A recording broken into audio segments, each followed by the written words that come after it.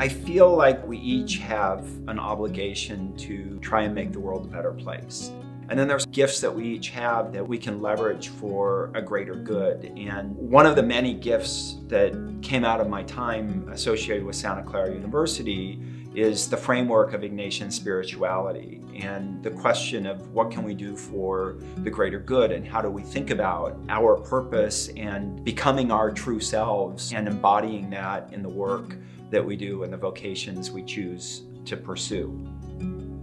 The late 1980s, when I was a postdoc, it was actually a very dark time. A lot of my friends were dying from AIDS. I started volunteering as an AIDS buddy, and the privilege of being able to accompany 5 men as they died and provide a safe space for them to have conversations and leave nothing from their perspective unspoken was really a great way to learn about what authentic accompaniment means. And the lab work, to be honest, felt very, very esoteric compared to the problems around me. When people said, "What are you studying?" And I said, well, secretory vesicle trafficking and ATT20 cells, then as you can imagine, most people would say, what does that mean and why does it matter?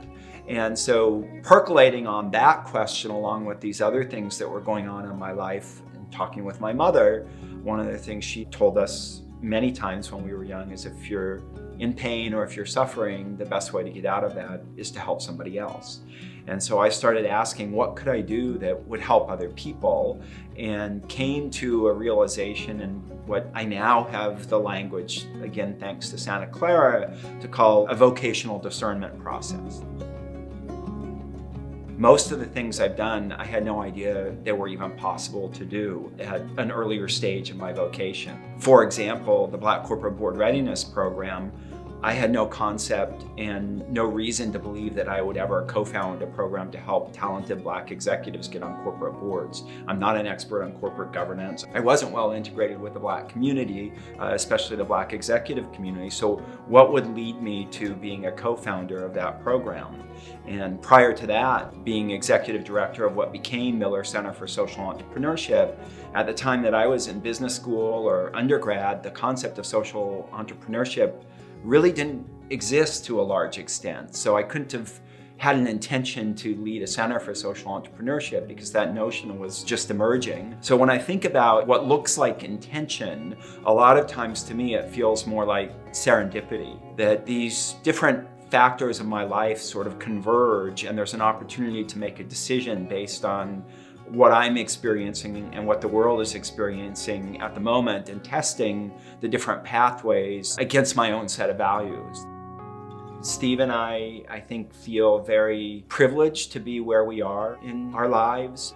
Our intention is to do good in the world and enjoy life while we're alive. And I encourage everyone who is in a position of privilege that has the ability to make gifts to whatever philanthropic organizations resonate with them, to enjoy that while you're alive. See the impact that your gift can have in making life better for other people. The intention behind the estate gift is to recognize how profoundly Santa Clara has impacted my life and my vocation and afforded me the opportunity to work with other people. Dennis with Black Corporate Board Readiness and the whole Black Corporate Board Readiness community, Jeff and Karen Miller with Miller Center, to really create some very significant large-scale systems changes in the world. For philanthropic organizations to perform and continue to improve, they need unrestricted funds. They need funds where you trust and you believe in whoever is the leader of that organization to make the best use of those towards the impact. And part of our decision making in our own philanthropy is that line of sight to impact and the articulation of what is it that we're trying to do with this philanthropic investment and how will we know if we've made a difference?